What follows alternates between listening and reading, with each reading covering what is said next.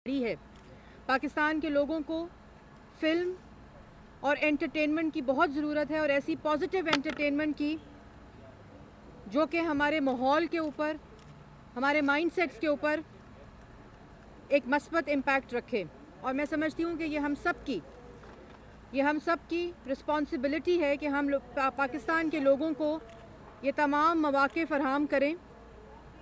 और उसके साथ साथ प्राइम मिनिस्टर मियां मोहम्मद नवाज़ शरीफ साहब ने, जब मैंने ये मनसब संभाला तो सबसे पहले जो मुझे बात की कि पाकिस्तान की जो लोकल फिल्म इंडस्ट्री है, प्रोडक्शन है, ब्रॉडकास्ट है, उसके लिए पॉलिसी मुरतब करें। क्योंकि पिछले हमने देखा 20-25 साल से ये इंडस्ट्री बहुत ही चैलेंजिंग सिचुएशन से गुजर रही है।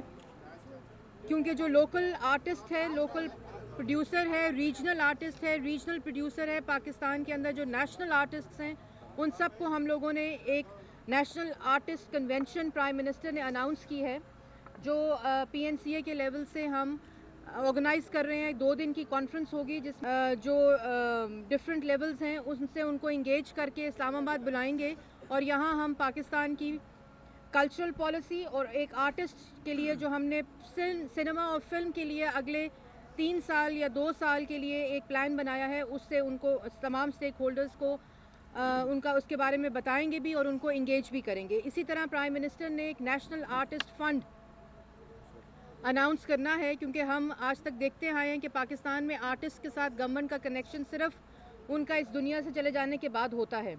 लेकिन हम किस तरह आर्टिस्ट को और प्रोड्यूसर्स को इंसेंटिवाइज कर सकते हैं कि वो ज़्यादा से ज़्यादा फिल्में बनाएं और उसमें हिस्सा लें। तो प्राइम मिनिस्टर ने इस फंड को इसी आर्टिस्ट कन्वेंशन के अंदर अनाउंस करना है। उसके साथ साथ मैं ये समझती हूँ कि जो एक नेशनल अवार्ड पाकिस्तान में होता था, उसको भी रिवाइव करने के लिए प्राइम मिनिस्टर ने कहा है नेशनल फिल्म अवार्ड, और वो भी हम अनाउंस करेंगे इसी अगले 2-3 महीने के अंदर, प्राइम मिनिस्टर ख़ुद।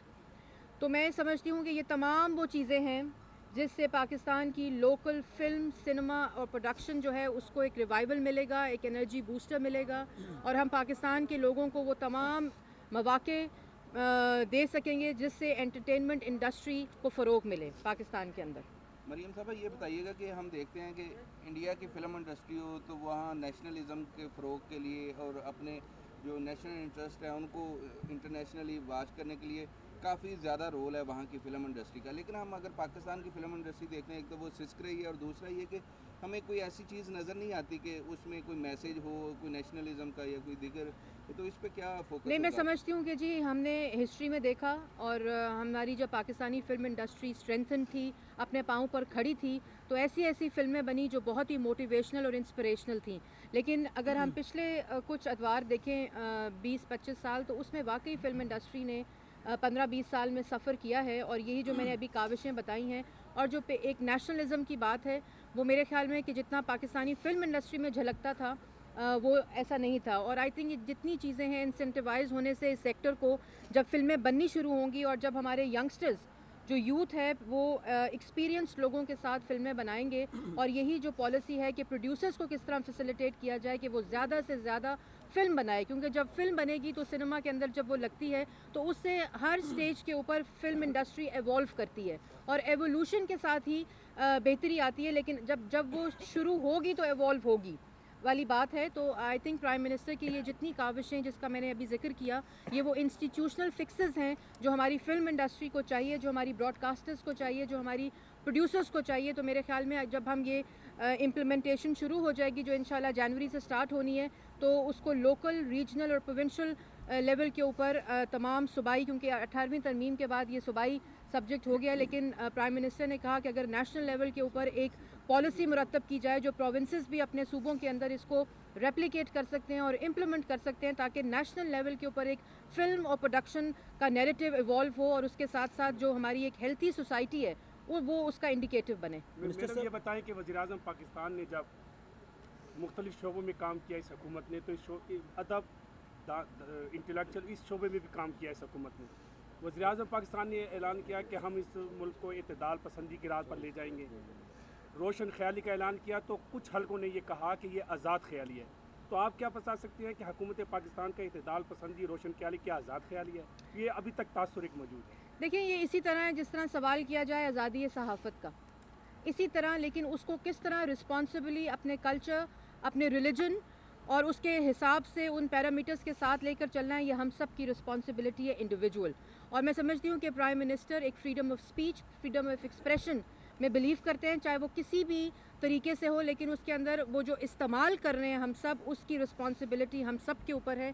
और ये एक कलेक्टिव और शेयर्ड रिस्पॉन्सिबिलिटी होनी चाहिए कि हम किस तरह अपने कल्चर को, जो कि हमारा इंडिजिनस कल्चर है, हम सबको उस पर प्राउड होना चाहिए और उसको साथ लेकर इन तमाम चीज़ों के अंदर उसकी अक्कासी करें, ताकि जो पाकिस्तान के लोग हैं उनको, जिस तरह मैंने पहले कहा, एक मस्बत एंटरटेनमेंट मिले।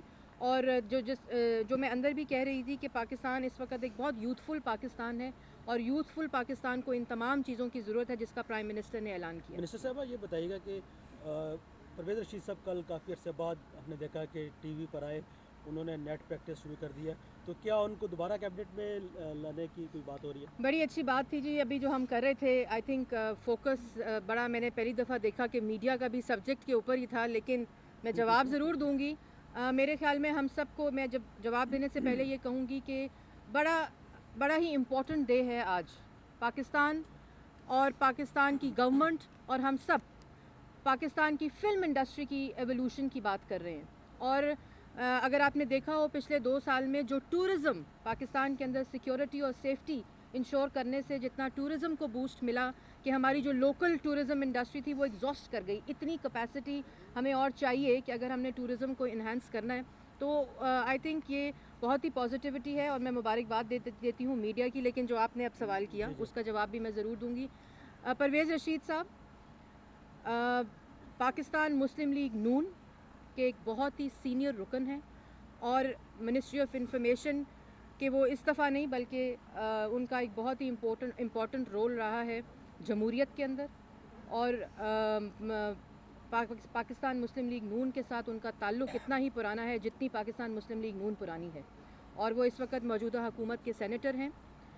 और इंशाअल्लाह एक इंक्वायरी आप सबको पता है कि वो हो रही है और उसका भी रिपोर्ट भी आनी है।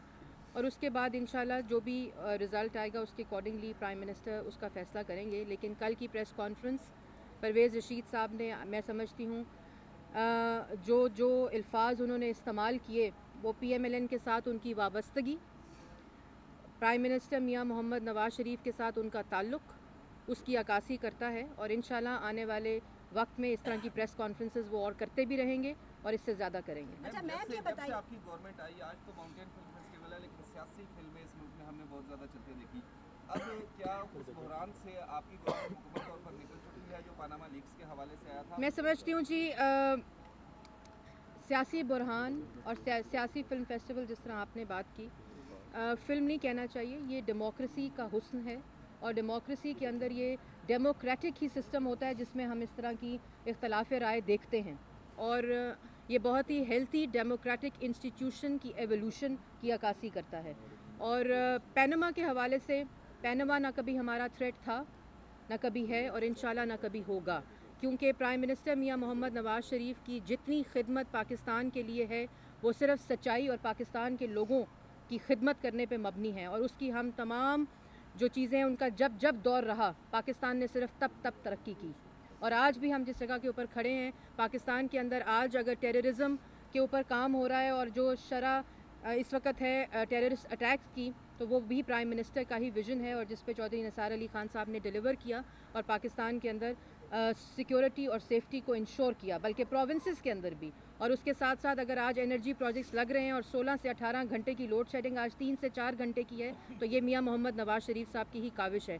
पाकिस्तान का पहला रोड इंफ्रास्ट्रक्चर जिन्होंने सूबों को सूबों से मिलाया वो मियां मोहम्मद नवाज़ शरीफ ने दिया। पाकिस्तान की पब्लिक ट्रांसपोर्ट जो है उसको ना सिर्फ रिवाइव बल्कि उसको अब दोबारा शहरों से जोड़ा, ये भी प्राइम मिनिस्टर ने किया। और प्राइम मिनिस्टर मियां मोहम्मद नवाज़ शरीफ ने पाकिस्तान को, जो भी इस्लामाबाद के अंदर prime minister's education reform programme है, हेल्थ का पहला इंश्योरेंस प्रोग्राम मियां मोहम्मद नवाज़ शरीफ ने पाकिस्तान को दिया। तो आज पाकिस्तान को मियां मोहम्मद नवाज़ शरीफ की ज़रूरत है, इसलिए।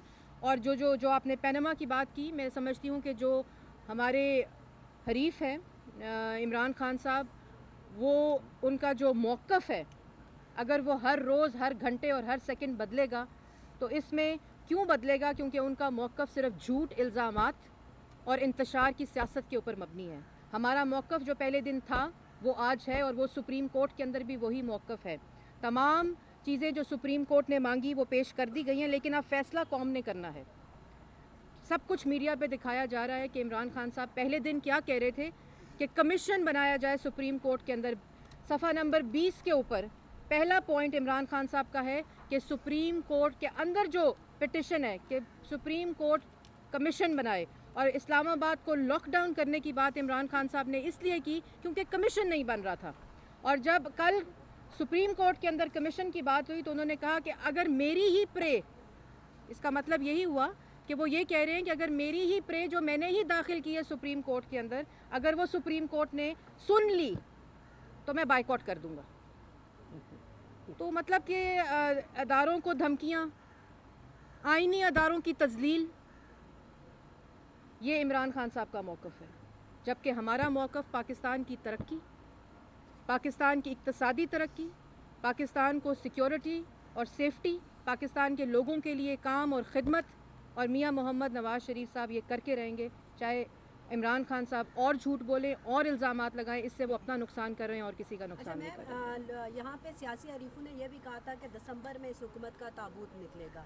अब तो दिसंबर भी जा रहा है, तो ये फिल्म जो इस साल शुरू हुई थी क्या इधर ही पैक होगी? मेरा ख्याल है ये सवाल आप उनसे करें, क्योंकि तारीख़ अब सिर्फ 2018 की है, इससे पहले और कोई तारीख़ नहीं है। जब आवाम की अदालत फ़ैसला करेगी कि जो वोट है वो सिर्फ उस शख्स को मिलेगा जिसने पाकिस्तान की बेहतरी, पाकिस्तान के लोगों की तरक्की के लिए काम किया, और मियां मोहम्मद नवाज़ शरीफ को ये वोट मिलेगा। मैडम, मेरा हुकूमत पाकिस्तान के तर्जमान से ये सवाल है कि इस वक्त बिलावल भुट्टो जरदारी चार मुतालबात सामने लेकर आए हैं। मैंने पूछना ये है कि सब मीडिया में आ रहा है या उन्होंने हुकूमत से भी रब्ता किया है अपने इन मुतालबात के लिए? देखिए, मैं ये समझती हूँ कि बिलावल, बहुत अच्छी बात है कि वो सियासत में आया और यंग है और अभी एक्सपीरियंस थोड़ा सा उनका कम है, लेकिन उनसे बेहतर तवक्को की जा सकती है, क्योंकि जिस सियासी घराने से उनका ताल्लुक़ है उनकी बहुत कुर्बानियाँ हैं पाकिस्तान के लिए और जमहूरियत के लिए।